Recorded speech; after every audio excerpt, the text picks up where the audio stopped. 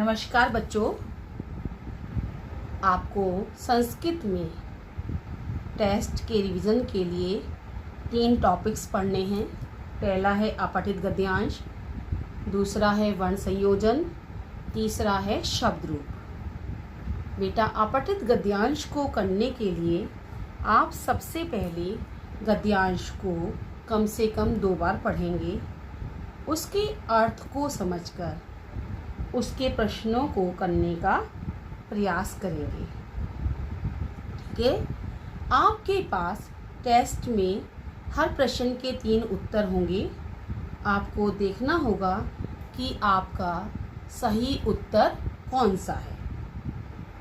ठीक है, दूसरी बात, प्रश्नों के अर्थ को समझकर गद्यांश में से ढूंढकर उन प्रश्नों को करेंगे। ठीक है, अब मैं आपको, अगर आपका प्रश्न, जो प्रश्न पूछने वाले शब्द हैं उनके अर्थ को समझा रही हूँ, इनसे है तो आपको इनका अर्थ जानना अत्यंत आवश्यक है। जैसे कहा, कहा का अर्थ है कौन, के कौन सा। फिर से बोल रही हूँ 2 शब्द, कहा कौन, के कौन सा। मैं लिखकर भी बता रही हूँ आपको यहाँ पर, कहा कौन, के कौन सब, कम किसको, कुत्र कहाँ, किम क्या, केशाम किन सबका, कया किससे, केन किससे। कया स्त्रीलिंग में आता है और केन पुल्लिंग में। आपको इन शब्दों का अर्थ जानना अत्यंत आवश्यक है। एक बार फिर से देख लीजिए, कहा कौन, के कौन सब, कम किसको, पुत्र कहाँ, किम क्या, केशाम किन सब का, कया किससे, केन किससे। ठीक है, अब इन प्रश्नों से आपका वाक्य शुरू होता है, तो आपको इनको अर्थ को जानकर आप प्रश्न को पढ़ करके आप गद्यांश में से उत्तर ढूंढेंगे। ठीक है बच्चों, अब आपके लिए ध्यान रखने योग्य बात ये है कि आपका पहला प्रश्न एक पद में होगा, एक पद 1 वर्ड में। प्रश्न के उत्तर होंगे वो आपको 1 वर्ड में देने होंगे। उसमें आपके पास 3 ऑप्शन होंगे, उनमें से ऑप्शन चुनेंगे। ठीक है बच्चों, गद्यांश में से जरूर ध्यान रखना है कि गद्यांश में से ही चुनकर आपको अपने प्रश्न का उत्तर देना है। पूर्ण वाक्यन, जो पूर्ण वाक्यन का मतलब है पूरे वाक्य में उत्तर देना होगा, उसमें आप प्रश्न पढ़ेंगे और प्रश्न के उत्तर गद्यांश में से चुनकर करेंगे। तीसरा प्रश्न आपके पास निर्देश के अनुसार होगा। अपठित गद्यांश में निर्देश के अनुसार, जैसा कि कहा गया है, निर्देश दिया गया है। अगर आपसे उसमें क्रियापद पूछा गया है, क्रियापद का मतलब है क्रियापद, इसका अर्थ है बच्चों आपकी जो क्रिया है, वर्ब। ठीक है बच्चों, अगर आपसे उसमें धातु पूछी गई है तो आप मूल धातु अपनी लिखेंगे, उस पर टिक लगाएंगे। यदि समानार्थक पूछा गया है तो समान अर्थ वाला शब्द, जिसे आप वर्ड मीनिंग भी कहते हैं, उस पर आप टिक लगाएंगे। विपरीतार्थक का मतलब है विलोम, अपोजिट, विलोम शब्द। उसके लिए आप विलोम शब्द चुनकर उस पर टिक लगाएंगे।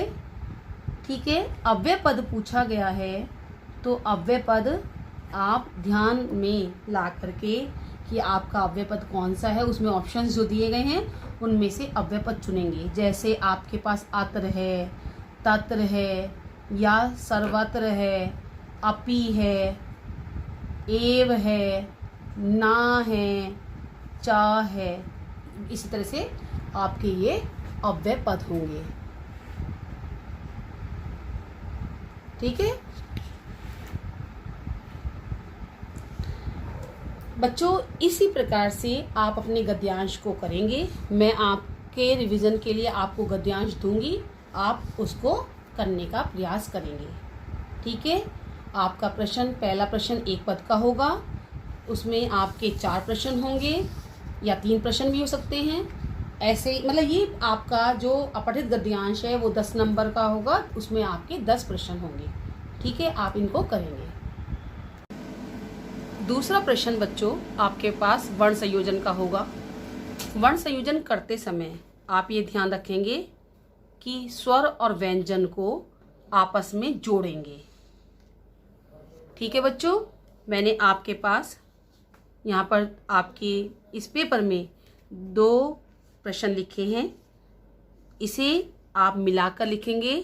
जैसे ज अ क्या बन गया, ज, ल अ ल, माँ हलंत क्या बन गया, जलम, क्योंकि माँ हलंत का है इसलिए वो आधा ही वर्ण रहेगा।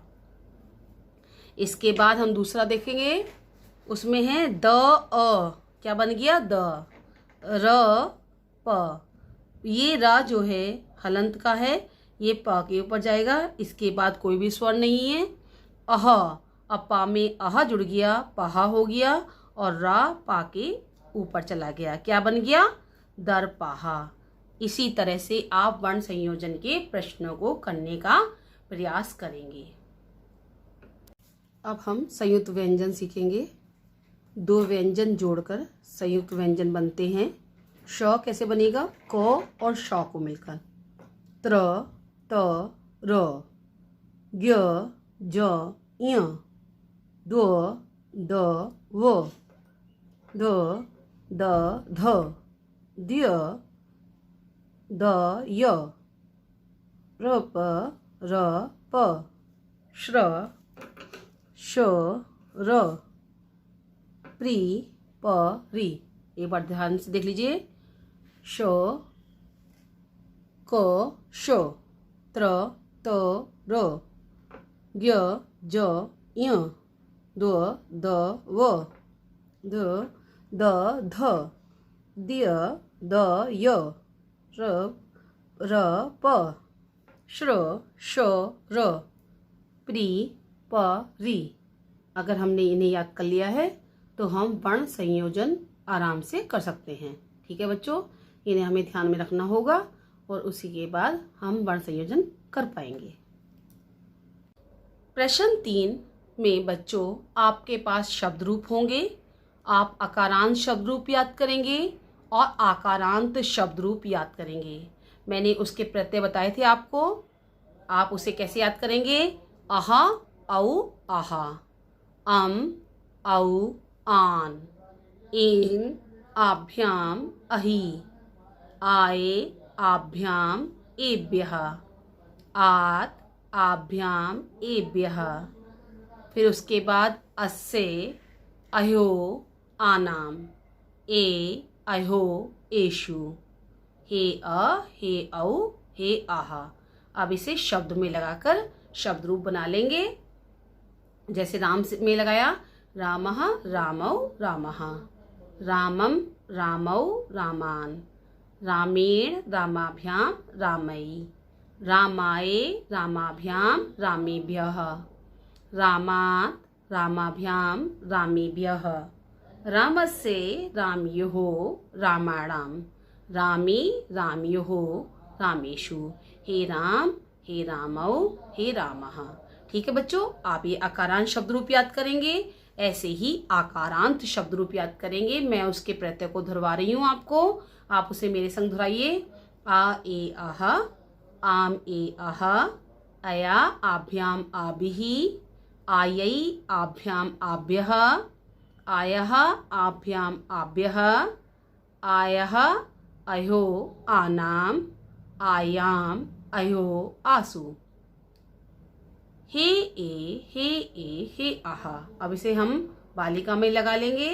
बालिका बालिके बालिकाः, बालिकां बालिके बालिकाः, बालिकया बालिकाभ्यां बालिकाभिः, बालिकायै बालिकाभ्यां बालिकाभ्यः, बालिकायः बालिकाभ्यां बालिकाभ्यः, बालिकायः बालिकयोः बालिकानां, बालिकायां बालिकयोः बालिकासु, हे बालिके हे बालिके हे बालिकाः।